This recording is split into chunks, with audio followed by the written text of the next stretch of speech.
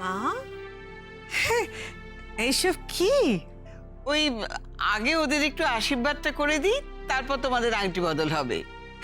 ঠিক আছে ঠিক আছে, আপনি যা ঠিক মনে করেন। আমি তো এগুলো সব বুঝি না। হয় না, আপনি করুন। চলো আগে ঠাকুর প্রণাম করে নাও।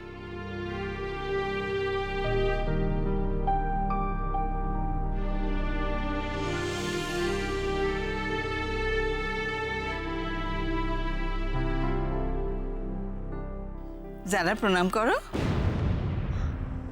ভাইয়া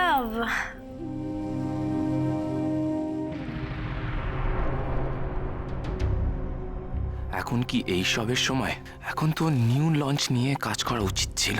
এনগেজমেন্টটা তো পরেও করা যেত।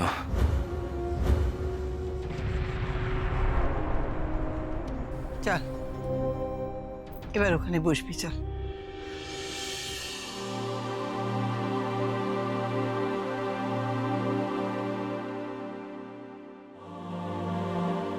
আচ্ছা বস আমাকে এখানে। মানে মাটিতে বসতে হবে? এই অল্প একটুখানির জন্য। কিন্তু আমি মাটিতে কি করে মম, আমি এই গাউনটা পরে মাটিতে কি করে বসবো? It's impossible, I am so sorry ঠাম্মি।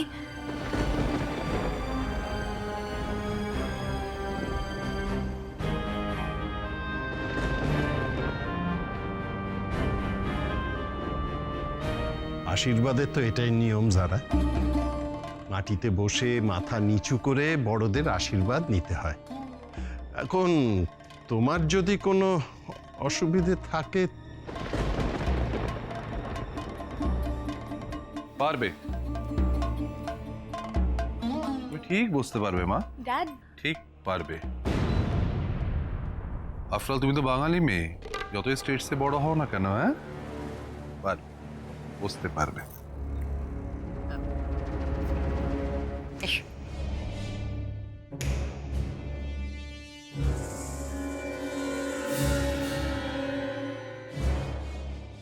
বস। জানা ডার্লিং, মাটিতে বসতে হচ্ছে বলে এত বিরক্ত হলে হবে? এখন টর্চারটা একটু সহ্য করো, তারপর তো তোমার টর্চার করার টাইম আসবে। ওই রাধারানী বেরা এখনো স্টুডিওতে আসছে না, চলে গেছে? কেন কেন ও এলো আজকে? ও যা বলছে তাই কি সত্যি? ওর মুখের কথায় কি ওর মনের কথা? না না, কৃষের রিং সেরেমনিটা তাড়াতাড়ি সেরে ফেলতে হবে।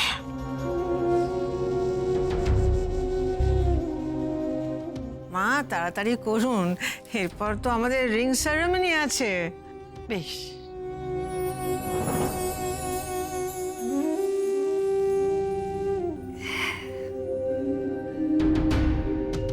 সারা ম্যাডাম কি লাকি!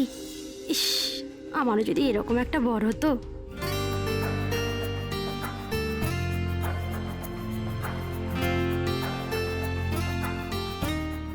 দাঁড়া,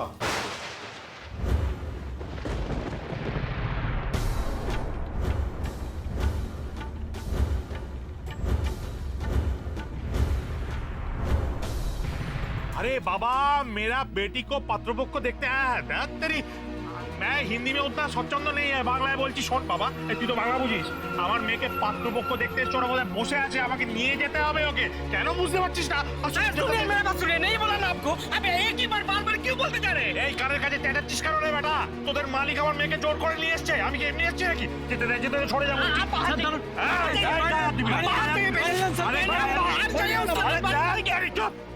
যত সব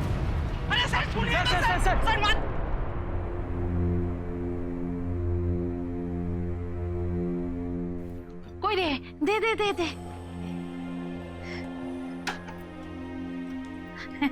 নিন, মিষ্টি মুখ করুন আগে, কথাবার্তা পরে হবে কোন। আরে মিষ্টি খাওয়ার সময় তো অনেক আছে, আগে আপনি মেয়েকে নিয়ে আসুন না। মেয়ে হ্যাঁ, আসবে আসবে, মেয়ে তো আসবে। না মানে কি হয়েছে জানেন তো, আমার এক ননদ মানে রাধার পিসি খুব অসুস্থ, হাসপাতালে ভর্তি, এই আছে এই নেই অবস্থা। হ্যাঁ, রাধা আবার ওই পিসিকে খুব ভালোবাসে। খবরটা পেয়ে তো মেয়ের কি আচারি পিচারি অবস্থা, তাই জন্য আসলে ওই খুব ভালোবাসে তো পিসিকে, তাই ওর বাবা ওই রাধাকে নিয়ে একটু হাসপাতালে গেছে পিসিকে দেখাতে। ও মেয়ে তাহলে বাড়িতে নেই?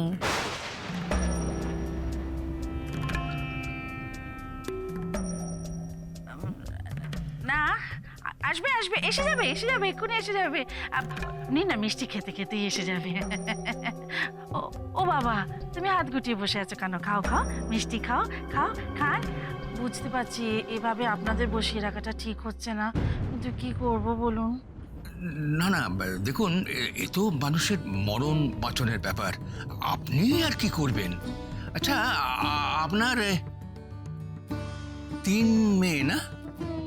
হ্যাঁ হ্যাঁ, 3 মেয়ে, ওই বড় রাধারানী, মেজো এই বিনা পানি, আরে ছোট লক্ষ্মী। বুঝতেই তো পারছেন দিনকাল যা পড়েছে, ওর বাবা তো সব সময় দুশ্চিন্তা করে।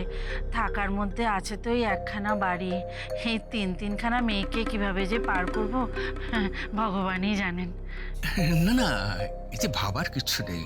দেখুন, আপনার মেয়েরা হলো একবারে লক্ষ্মী মন্তর, আর ওই আপনার বড় মেয়েকে তো আমরা দেখিয়েছি।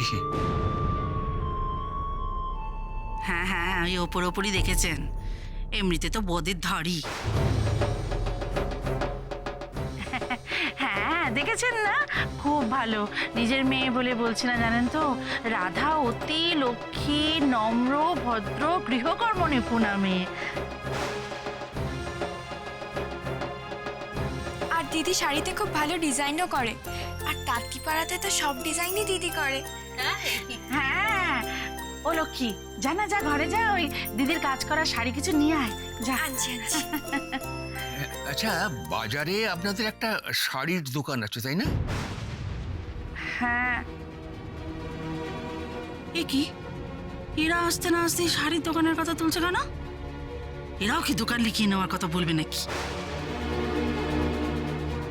হ্যাঁ আছে, ওই নাম কাউ আসতে টিনটিন করে চলছে। হ্যাঁ, এভাবে বলছেন কেন দিদি? আমি তো শুনেছি আপনাদের দোকানের খুব নামডাক। না না না না, নামডাক টামডাক কিছু নেই, ওই একটু কোনো রকমে টেনে টেনে চলে আর কি। সেই জন্যেই তো বুঝতে পারছে না, মেয়েদের নিয়ে এত চিন্তা। তা বিষ্ণুদা বলছিল আপনাদের নাকি না না, দেনা পাওনা কোনো ব্যাপারই নয়, ভগবানের আশীর্বাদে আমাদের সবকিছুই আছে।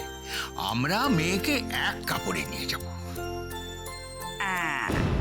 এটাই তো শুনতে চাইছিলাম এতক্ষণ ধরে, এটাই তো শুনতে চাইছিলাম।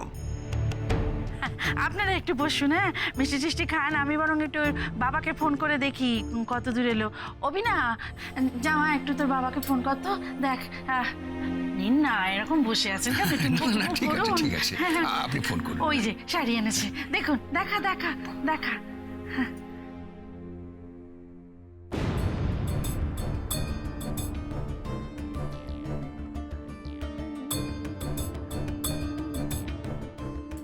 পেলি? করছি তো, ফোনটা তো ধরছেই না বাবা। চেষ্টা করে যা, সমানে চেষ্টা করে যা, যেভাবেই হোক ধরতেই হবে। শুনছিস না এদের কথা? রে বাবা, এদের দেনা পাওনা কিচ্ছু নেই, যেভাবেই হোক এই ছেলের সাথে রাধার বিয়ে দিতেই হবে। এই পাত্র আমি কিছুতেই হাতছাড়া করবো না।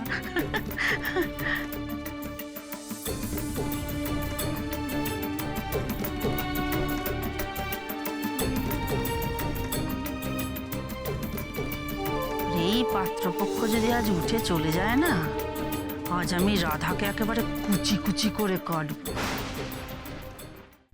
আচ্ছা, আমরা না দেখলেও তুই তো আমাদের এতদিন ধরে দেখছিস মা, হ্যাঁ, তুই কিছু বললি না কেন? হ্যাঁ, কেন চুপ করে রইলি? কেন কিছু বললি না বল? আরে রাধামা, তুই কি সত্যি কিছু বুঝতে পারিসনি?